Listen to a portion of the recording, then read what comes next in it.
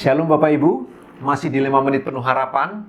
Tema kita masih di sekitar tentang kerendahan hati, di mana ini bagian ajaran yang sangat penting yang harus dilakukan oleh anak-anak Tuhan sebagai umat tebusan Tuhan Yesus Kristus.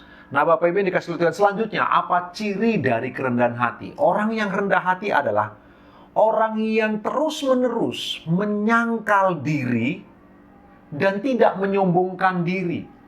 Orang yang menghindari untuk memegahkan dirinya sendiri dan terus menghindar untuk muncul menyombongkan dirinya dimanapun dan di situasi apapun. Dengan bahasa sederhana, seperti yang saya katakan tadi, ciri orang yang rendah hati adalah orang yang terus-menerus setiap hari menyangkal diri bahwa ketika keberhasilan didapat, dia tahu bukan karena kuat dan gagahnya, tapi karena anugerah Allah dan penyertaan Tuhan yang datang. Ketika pelayanannya berkembang menjadi lebih baik dan berhasil, dia tahu Allah lah yang bekerja di dalam dan melalui dia, bukan kuat dan gagahnya.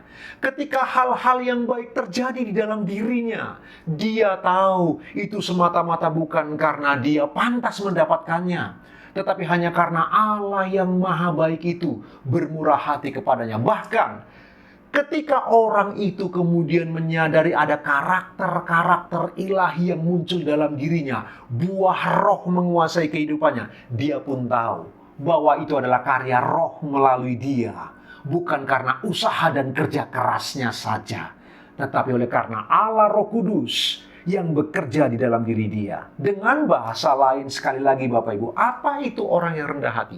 Orang yang menyangkal diri bahwa semua yang benar yang dapat dia lakukan datang dari Allah saja melalui kuasa rohnya.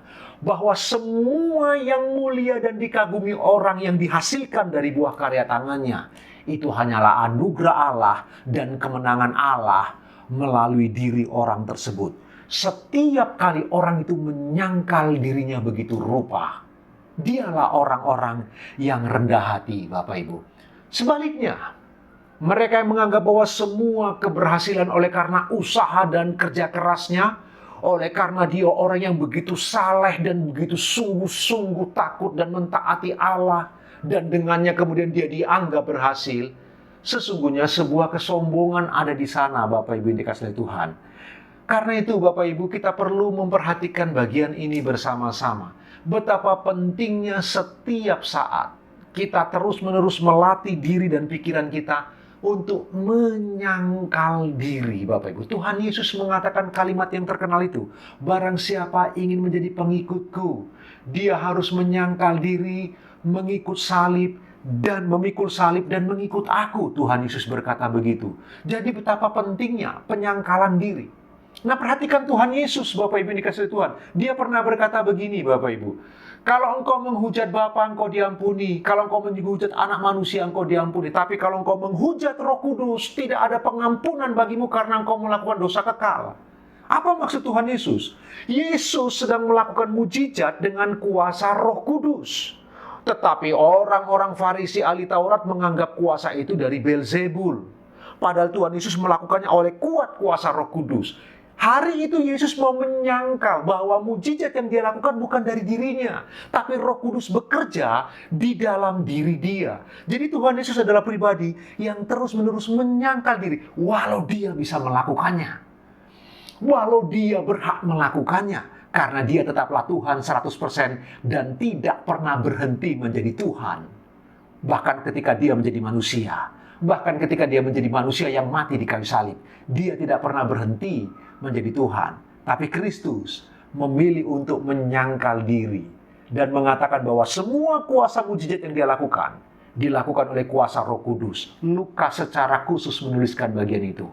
Karena itu Bapak Ibu, ingatlah, salah satu ciri orang yang rendah hati adalah orang yang terus-menerus menyangkal diri. Dan Kristus mengatakan, barang siapa ingin mengikut dia, harus menyangkal diri. Barang siapa ingin menjadi muridnya, menyangkal diri, memikul salib, mengikut dia. Bapak Ibu, ayo kita belajar bersama-sama. Apapun keberhasilanmu, terus-menerus belajarlah menyangkal diri. Bahwa semua dari hatimu yang paling dalam kau mengakui, itu adalah anugerah dan kemurahan Tuhan. Kekuatan dan kebaikan Allah semata-mata. Tuhan Yesus memberkati Bapak Ibu.